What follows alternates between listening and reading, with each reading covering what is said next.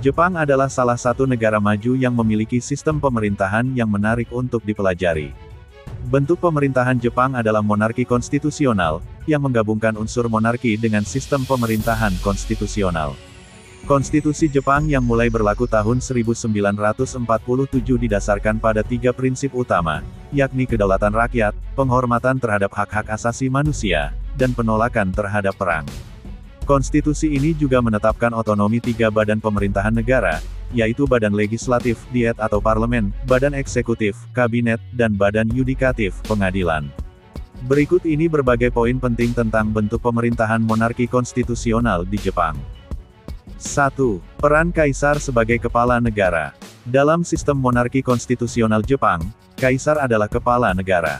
Namun, peran Kaisar bersifat seremonial dan simbolis. Setelah Perang Dunia II, Konstitusi Jepang pada 1947 menetapkan bahwa Kaisar tidak memiliki kekuasaan politik yang signifikan dan tunduk pada hukum dan konstitusi. 2. Peran Perdana Menteri sebagai kepala pemerintahan. Meskipun Kaisar adalah kepala negara, peran kepala pemerintahan di Jepang dipegang oleh Perdana Menteri. Perdana Menteri adalah pemimpin partai politik yang memenangkan mayoritas kursi di Dewan Perwakilan, badan legislatif Jepang yang dipilih melalui pemilihan umum. Perdana Menteri bertanggung jawab untuk membentuk kabinet, mengambil keputusan pemerintah, dan mengelola pemerintahan sehari-hari. 3. Sistem bikameral parlemen. Jepang memiliki parlemen yang terdiri dari 2 badan legislatif, yaitu Dewan Perwakilan, House of Representatives, dan Dewan Penasihat, House of Councilors. Dewan Perwakilan terdiri dari anggota parlemen yang dipilih oleh rakyat melalui pemilihan umum, sedangkan Dewan Penasihat terdiri dari anggota yang dipilih oleh partai politik. 4. Kekuasaan Kaisar yang terbatas oleh konstitusi.